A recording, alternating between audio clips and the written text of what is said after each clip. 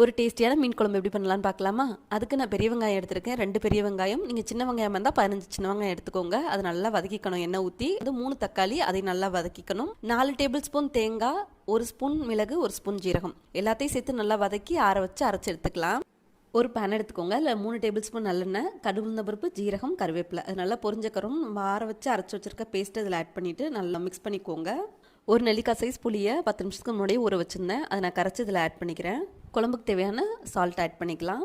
மிளகாய்த்தூள் 1.5 ஸ்பூன், மல்லித்தூள் 3 spoon add பண்ணிக்கிறேன். எல்லாத்தையும் நல்லா ஒரு மிக்ஸ் கொடுத்துட்டு ஒரு 15 நிமிஷத்துக்கு நல்லா ரொம்ப கொதிக்கணும். அது வரை வெயிட் பண்ணிக்கலாம். குழம்பு நல்லா கொதிக்க ஆரம்பிச்சிருச்சு. இந்த ஸ்டேஜில் நீங்கள் ஃபிஷ் என்ன ஃபிஷ் வேணால் ஆட் பண்ணிக்கலாம். நான் இன்றைக்கி பாறை மீன் தான் எடுத்திருக்கேன். ஸோ அதுதான் நான் ஆட் பண்ணியிருக்கேன். குழம்புல மீன் ஆட் பண்ணதுக்கப்புறம் மீடியம் ஃப்ளேமில் வச்சு ஒரு 3 நிமிஷம் கொதிக்க வச்சு ஆஃப் பண்ணிடலாம். அதுக்கப்புறமேட்டு கொதிக்க வச்சிங்கன்னா குழம்பெல்லாம் முள்ளாயிரும். அதை மட்டும் கேர்ஃபுல்லாக பார்த்துக்கலாம். சைட் பை ஃபிஷ் ஃப்ரையும் ரெடி ஆயிடுச்சு. இந்த வீடியோ பிடிச்சிருக்குன்னா மட்டும் லைக் பண்ணிக்கோங்க.